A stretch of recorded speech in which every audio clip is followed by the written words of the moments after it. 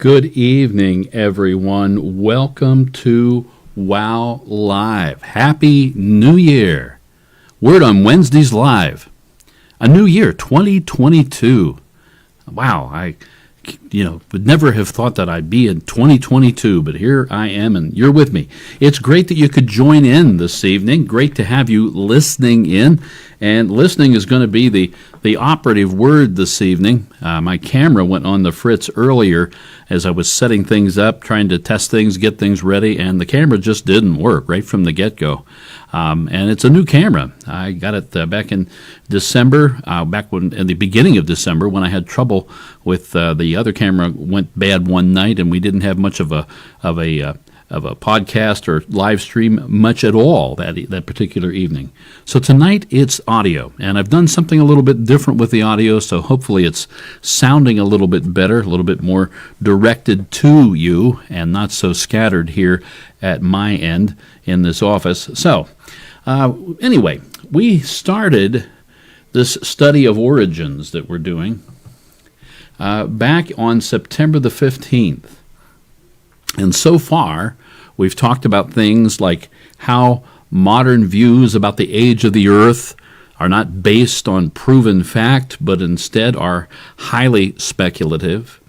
We've talked about how the past is unobservable.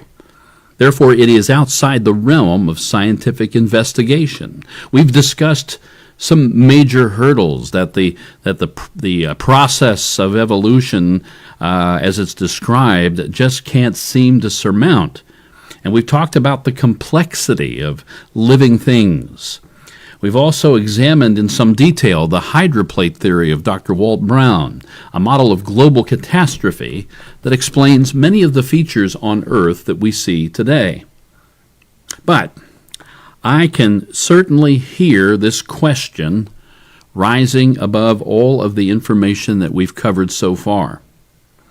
And the reality is this question seems to trump everything that I have said regarding the debunking of long ages of time, sometimes called deep time. This question just seems to railroad right over that and say, yeah, but what about this? The question is one that I think we've all pondered when it comes to this subject of the Bible and creation. What about dinosaurs?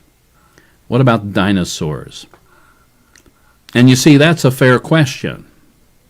I can tell you all day long, and I can show you all manner of evidence that the earth isn't that old. But then, here are these pesky dinosaurs.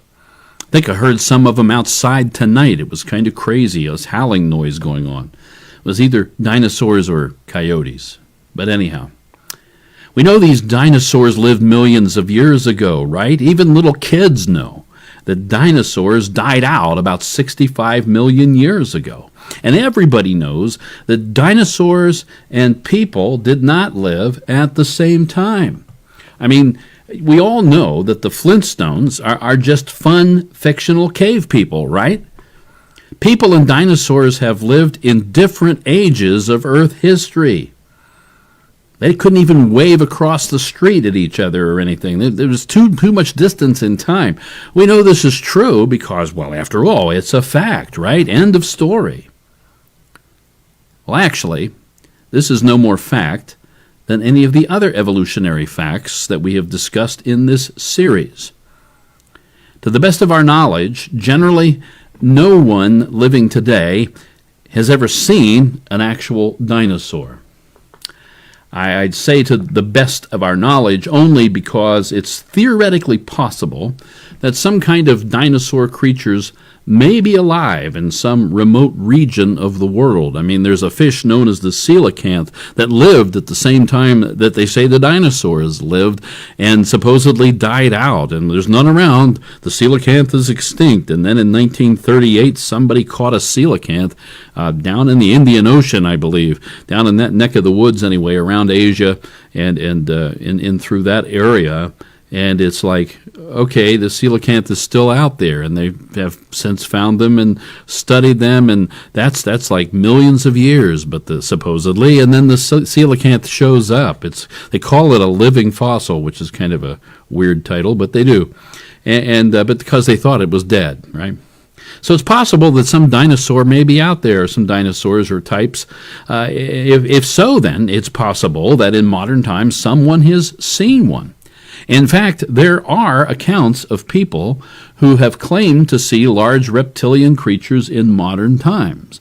I'm holding a book there entitled A Living Dinosaur with a question mark. It's by Roy Mackey, and he supposedly went on a search. He was a professor in Chicago, I believe, and went over to Africa, to the Congo, to track down the Mokele Mimbe, and that's kind of what that's about. But there's stories over there that these people have seen these things, but those stories can't really be confirmed. If we have time in this series, and there's no reason why we shouldn't, if we have time, perhaps in a future lesson, we can talk about some of these accounts. They're pretty interesting. The idea that dinosaurs lived millions of years before humans showed up is so ingrained in our minds that we just accept it as fact. To even question this assumption today elicits all manner of ridicule and mockery.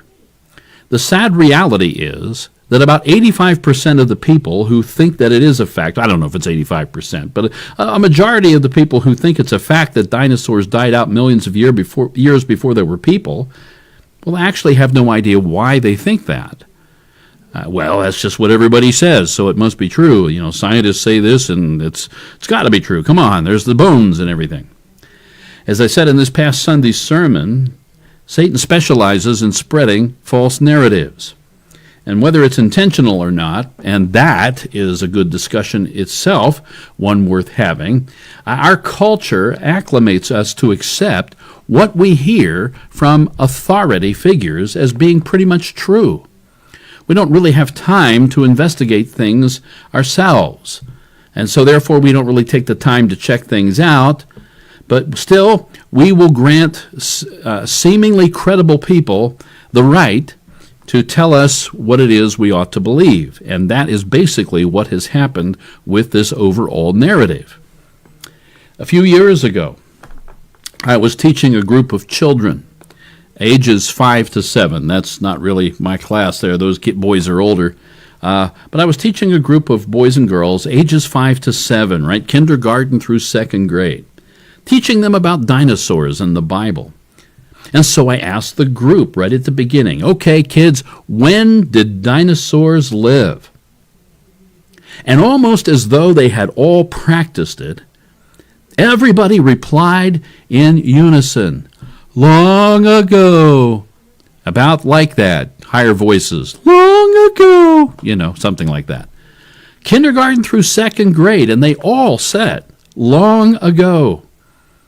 It was like a rehearsed mantra, a well-honed call and response creed, like they'd been working on it. Whenever the teacher asked, when did dinosaurs live? You kids say, long ago. Okay, let's practice. I don't know. One young man raised his hand and said, they lived millions of years ago, and some of the older kids even had a number, 65 million years ago. Kindergarten through 2nd grade, and they know the numbers. This number, 65 million, comes from the notion that the dinosaurs died out in some kind of catastrophe about 65 million years ago, and that's the going figure. It's what the science books and the TV shows and the movies and the like all say. Dinosaurs died out 65 million years ago. Even children believe this to be the truth, because it's what they've been taught. How does the idea that dinosaurs went extinct 65 million years ago square with this Bible verse? Genesis 1:31. Then God saw everything that he had made. Everything that he had made. And indeed it was very good. So the evening and the morning were the 6th day. Now, of course, I wouldn't expect an atheistic scientist to see this Bible verse as being much of a problem. An atheist doesn't give any credibility to the Bible at all. That's his belief system, to not believe.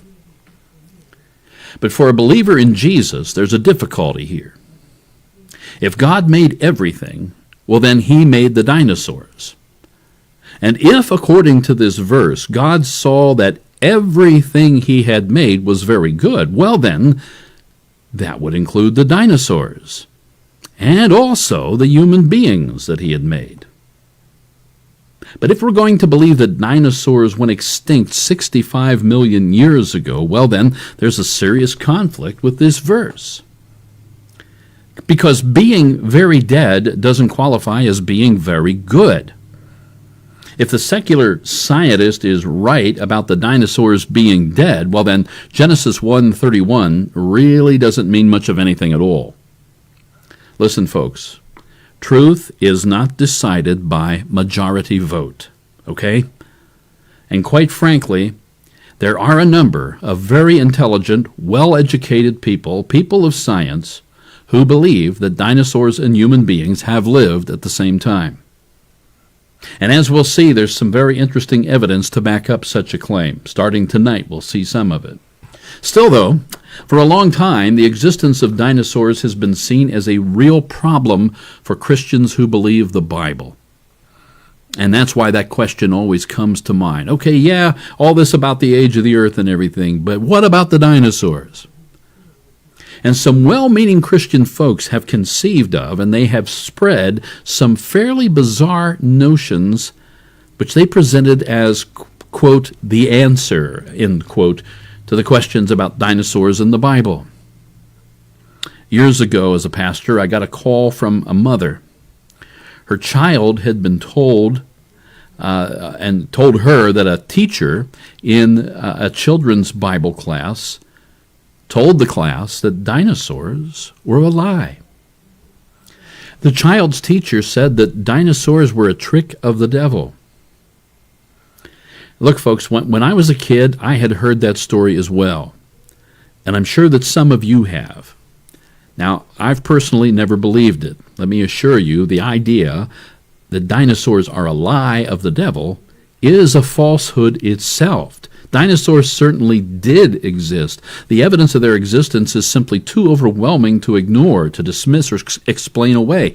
Denying the existence of dinosaurs just tells our kids that the church is not dealing with the topic of dinosaurs in a realistic manner, and therein lies a large part of the problem. I want to tell you something. Staying with that 65 figure from 65 million years, about 65% of young adults are leaving the church today. And from what I've read, will likely not be coming back anytime soon. Research conducted on behalf of Answers in Genesis, the Creation Museum people, the people who have the Ark, right, Noah's Ark out there in Kentucky. Research conducted on their behalf showed that 40% of 20-somethings doubted the Bible by the end of their middle school years. Middle school, 12, 13 years of age, and another 45% doubted the Bible by the time they reached high school.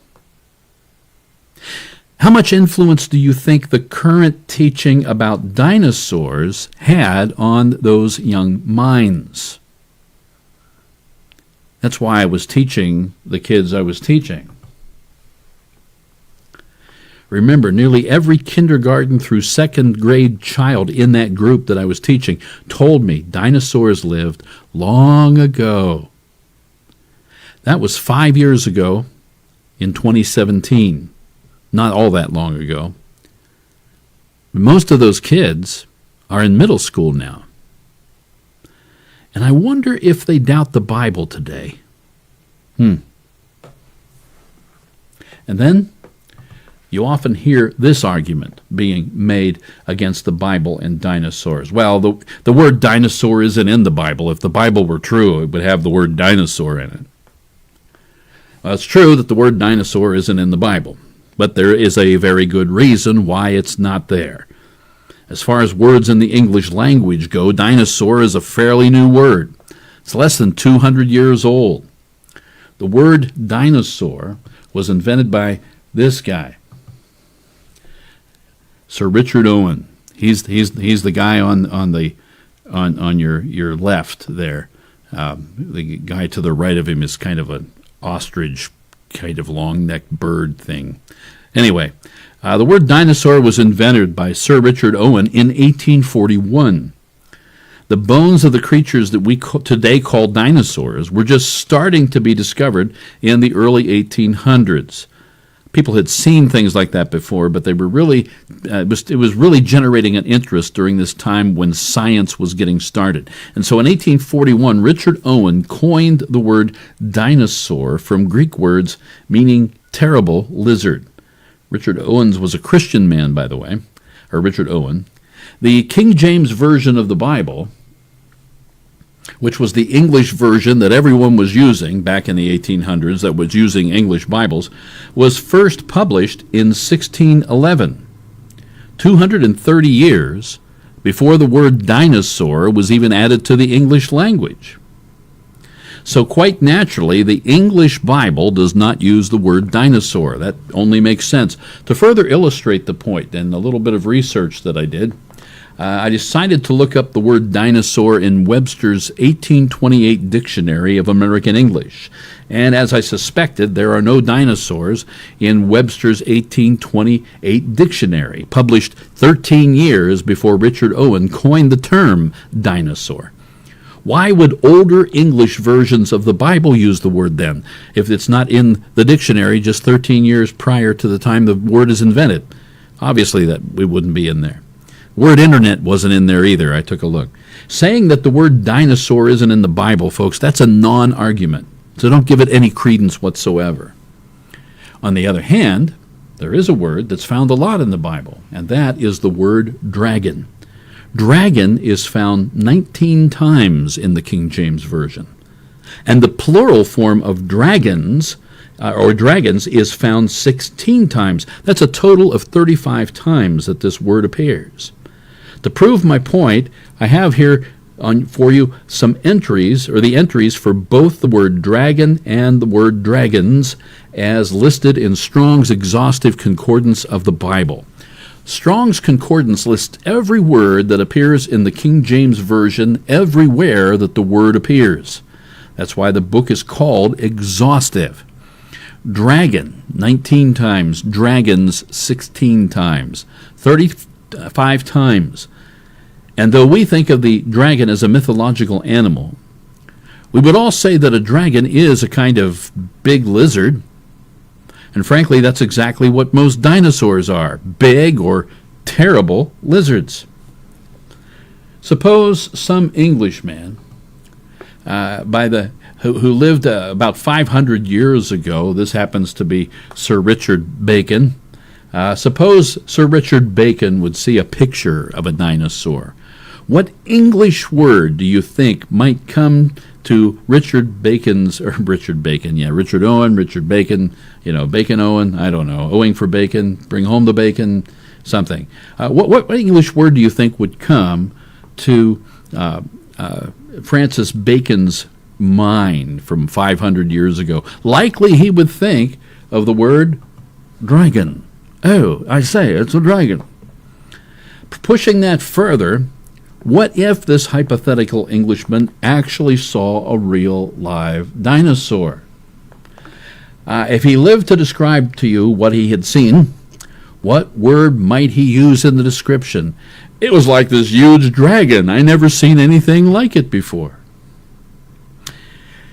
Did you ever give it a thought that with the exception of Antarctica, which as far as we know never supported any human civilization, that cultures on every continent in the world have stories and they have legends about these huge lizard-like animals called dragons. Everybody in the world seems to know what a big lizard is. It's a dragon. China, as is well known, has dragon stories. I think I missed a slide. There's a Chinese dragon for you. From centuries ago, China has a calendar Okay, I just picked this up at the China King Buffet in Waynesboro right before the holidays.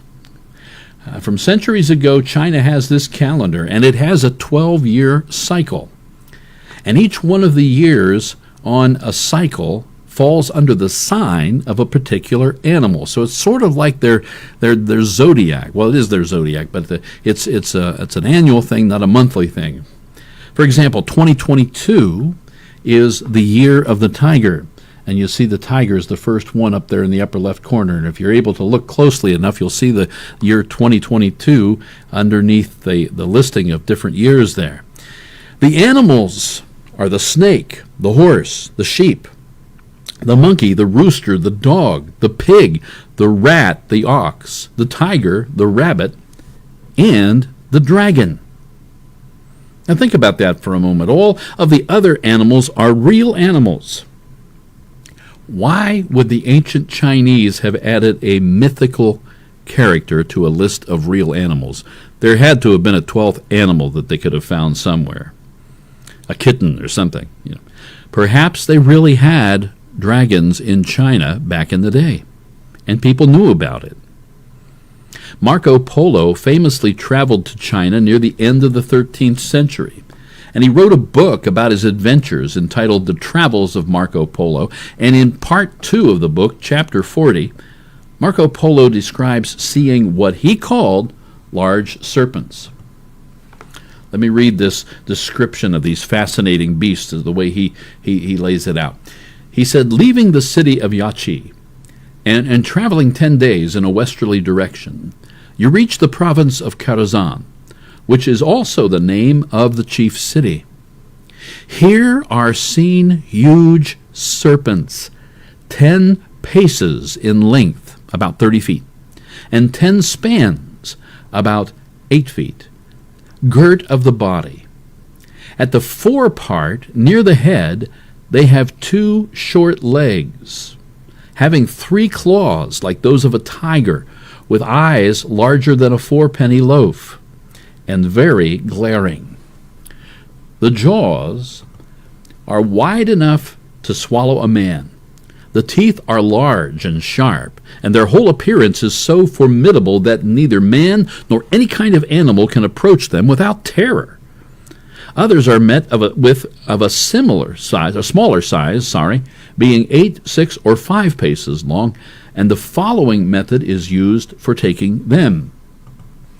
In the daytime, by reason of great heat, they lurk in caverns, from whence at night they issue to seek their food, and whatever beast they meet with and can lay hold of, whether tiger, wolf, or any other, they devour, after which they drag themselves towards some lake, spring of water, or river in order to drink. By their motion in this way along the shore, and their vast weight, they make a deep impression, as if a heavy beam had been drawn along the sands. You can picture what he is seeing with his description. But what exactly was Marco Polo seeing? Huge serpents? He called them serpents. And his description certainly sounds dragon-like, or even dinosaur-like. India has dragon stories. Africa has dragon stories. And South America has dragon stories. Europe also has dragon stories. And the Middle East has dragon stories in its history as well. This image decorates the famous Ishtar Gate, which was an entrance to the city of Babylon. The Ishtar Gate, along with this dragon icon, was built by Nebuchadnezzar the Great, the ruler of Babylon, who had taken Judah into captivity. Daniel the prophet, who was a captive in Babylon, served under Nebuchadnezzar for many decades. Undoubtedly, Daniel had seen this dragon image in the wall. And interestingly, the book of Daniel, as it is rendered in the Catholic Bible, has 2 extra chapters there.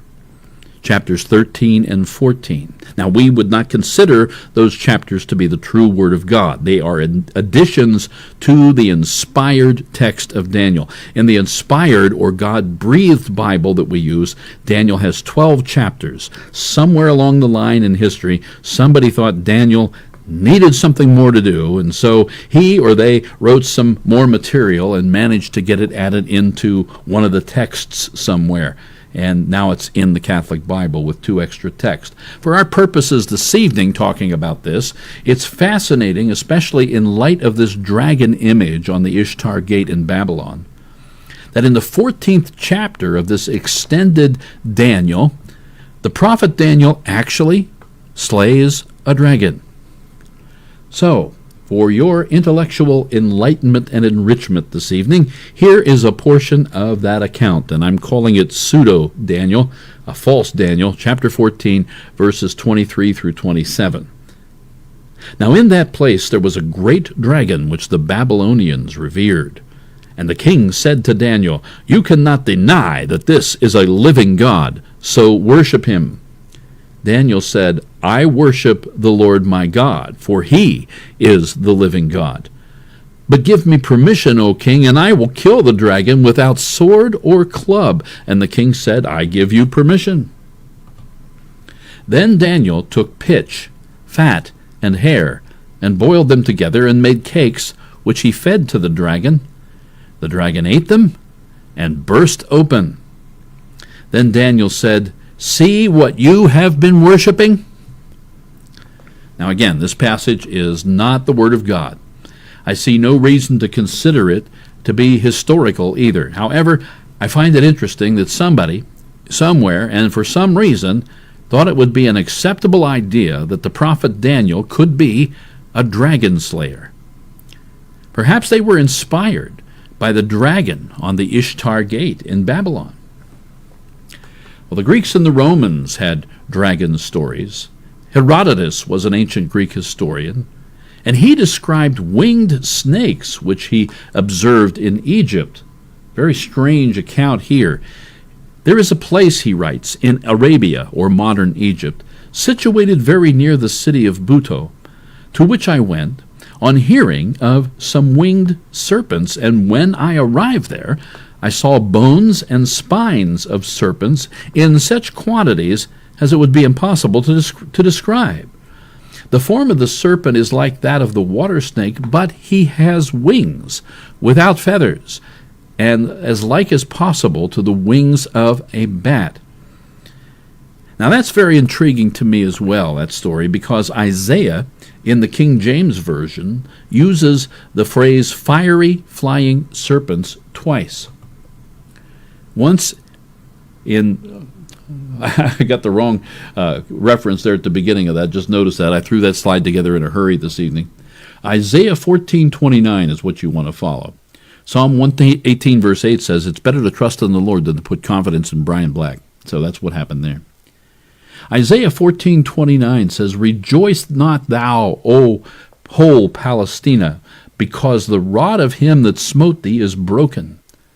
For out of the serpent's root shall come forth a cockatrice, and his fruit shall be a fiery flying serpent."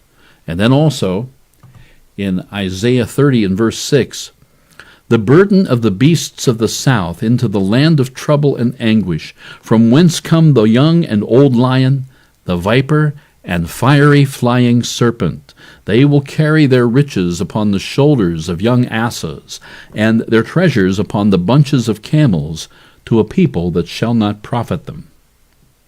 Now both these verses are referenced at a website created by a group in New Hampshire called Genesis Park.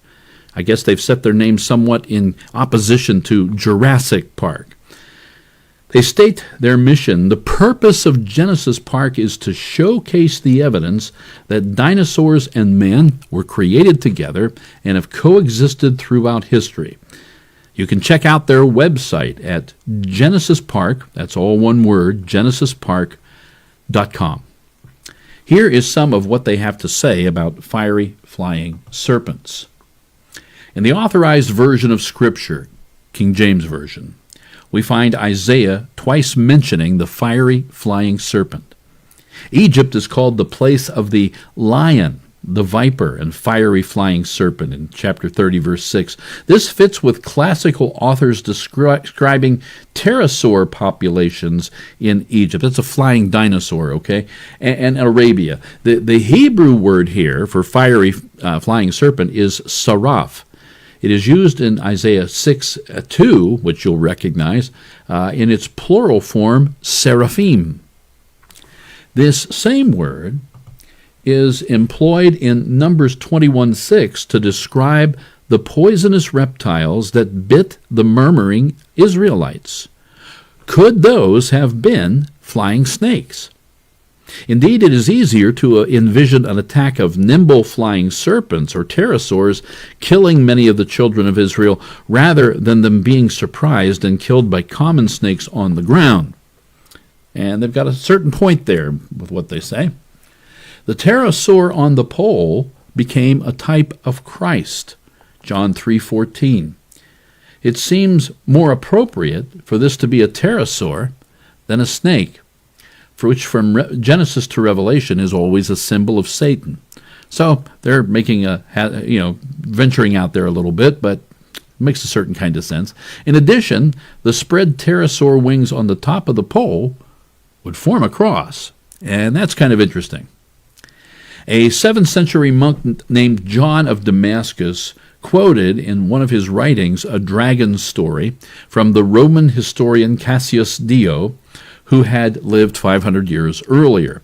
It's an interesting account about a Roman army fighting the Carthaginians in northern Africa. One day, when Regulus, a Roman consul, was fighting against Carthage, a dragon suddenly crept up and settled behind the wall of the Roman army. The Romans killed it by order of Regulus, skinned it, and sent the hide to the Roman Senate.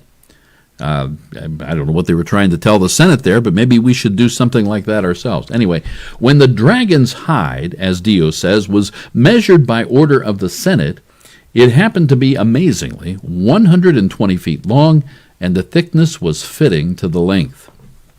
So, Greeks and the Romans, dragon stories. The Vikings had dragon stories. They had dragons on their ships. Great Britain, of course, had dragon stories. And the Native Americans had dragon stories. Now, the image you see here is a modern reproduction of what is known as the piasa bird, painted on the limestone bluffs along the Mississippi River in Alton, Illinois. The original artwork no longer exists. And using 19th century sketches and prints, the image was reproduced in the middle of the 20th century, and because the limestone bird, quote unquote, of the Mesoamerican Indians known as Quetzalcoatl.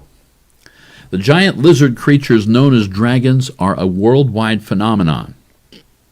How is it that cultures with little to no interaction in the past nevertheless share common tales about giant lizards known as dragons?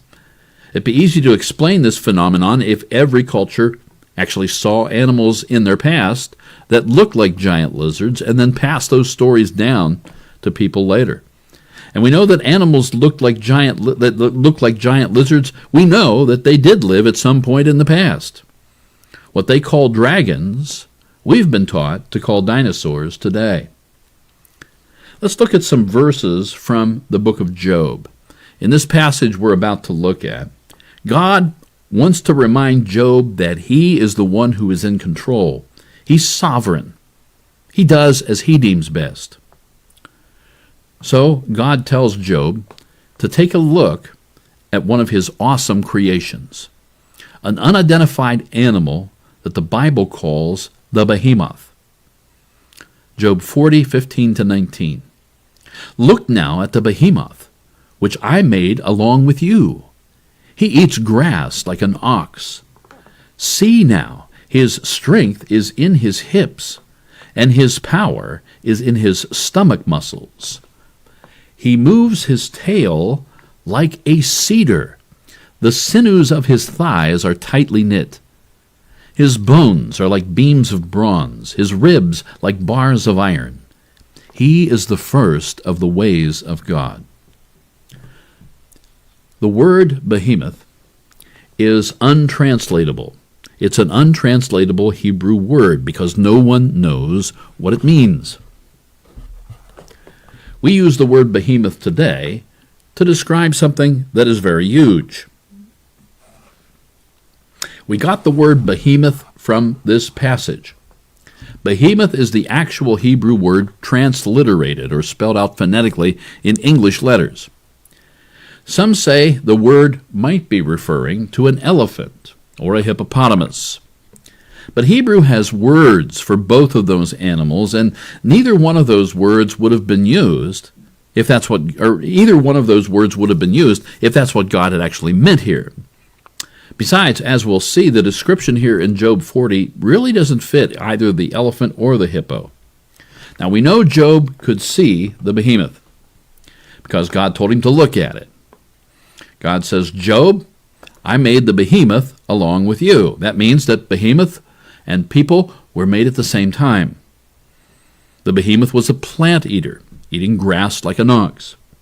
Elephants eat plants. Hippos also eat plants. God says that the behemoth has strong and powerful hips and also a strong stomach. The same thing could be said of elephants and hippos. And then God says that the behemoth has a tail like a cedar tree. Neither elephants nor hippos have tails that are like cedar trees. However, the largest land animals to ever have lived, the largest ones God ever made for land animals, were the sauropod dinosaurs, the Mamenchisaurus, the Apatosaurus, the Diplodocus, and the Camarasaurus. And they all had tails like big cedar trees. And God said the behemoth was the very first of the ways of God, the chief of the ways of God, the biggest animal that he'd ever made. You know, it really sounds like behemoth could have been a huge sauropod dinosaur, and Job could see it. Maybe what we've been taught about dinosaurs has come from just one particular viewpoint. Maybe the Creator has a better idea about the dinosaurs he has made than the ideas found in the opinions of modern people. Once again, I'm reminded of my life verse, and here it is for certain. Psalm 118, verse 8, it is better to trust in the Lord than to put confidence in man. But if Job could see a dinosaur, well then why is it that there's no evidence that anybody else ever has? Well, besides the countless dragon stories that we've already hinted at, let's take a look at some ancient artifacts that indicate people did indeed see dinosaurs. This is part of a border surrounding an entryway into the ancient Angkor Wat temple in Cambodia. Notice the image to the right of the man's head. Got the arrow pointing at it. It looks strangely like an image of a stegosaur, the dinosaur that has those big bony plates sticking up out of its back. Here's a closer look at the Angkor Wat stegosaur. It certainly looks like the stegosaurus that we see in museums and in images today. The Angkor Wat temple was built in the early 1100s. Did someone see a stegosaurus and then carve its image into the temple? You can't really see it in this photo, but there is an image that has been carved into this stony surface on the Kachina Bridge at Natural Bridges National Monument in Utah. In this next slide, I've drawn a red circle around where the image is carved in. It may help you see it a little better.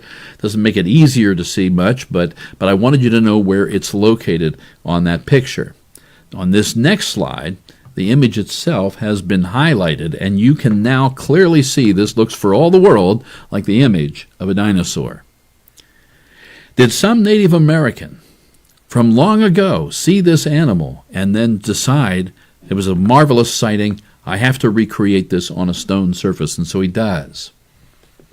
Here's a vase, comes from Peru, dated at over 2,000 years old. The creature is wrapped around the clay pot. Who saw this creature and then recreated it in their pottery class? Maybe the history of dinosaurs is much different than what we have been taught by the prevailing idea today. In the background of this slide, you can see a portion of a mosaic known as the Nile Mosaic of Palestrina. It dates back to about 100 BC. Wikipedia describes it. The Nile Mosaic of Palestrina is a late Hellenistic floor mosaic depicting the Nile in its passage from Ethiopia to the Mediterranean. The mosaic was part of a classical sanctuary grotto in Palestrina, a town east of Rome in central Italy. Of interest to us is the large image that I have in the foreground. Several Egyptians are fighting a creature coming up out of the water. The word shown above the scene is a Greek word, crocodilopardalis, that roughly translates to a crocodile leopard. A what? As our grandson Gideon would say, what? Here's an artistic enhancement of the image so you can see the crocodile leopard better. It doesn't look like any animal that we know of today, but it certainly does look like a dinosaur. This next image is not an artifact.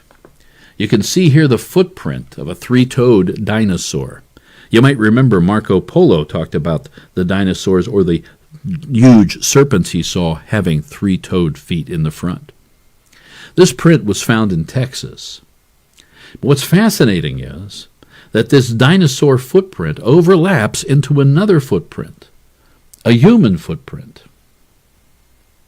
You can see the 5 toes in this image. This is a cleaner angle of the same overlapping prints from Texas. What ought to be obvious is that the human footprint was made before the dinosaur footprint. The dinosaur print overlaps the human print. This means both the human and the dinosaur were there at about the same time before that mud hardened into rock. If human footprints and dinosaur footprints appear in the rock formation, and the dinosaur overlaps the human, well, then there is something seriously wrong with the modern narrative about dinosaurs living a long time ago, as the young primary children told me 5 years ago. Well, I hope that you have enjoyed tonight's little journey. There is much more to come as we'll continue to explore dinosaurs and the Bible in the weeks ahead. So I hope you enjoyed this. Give me some feedback. Let me know how it went, if you liked it, didn't like it, and I'd be glad to take that into account and do whatever I can to change it, because this is for all of us, not just for me. All right? And it's for the glory of God. May His name be praised, and may He be overseeing you as you walk with Him in the days ahead. God bless you. Take care.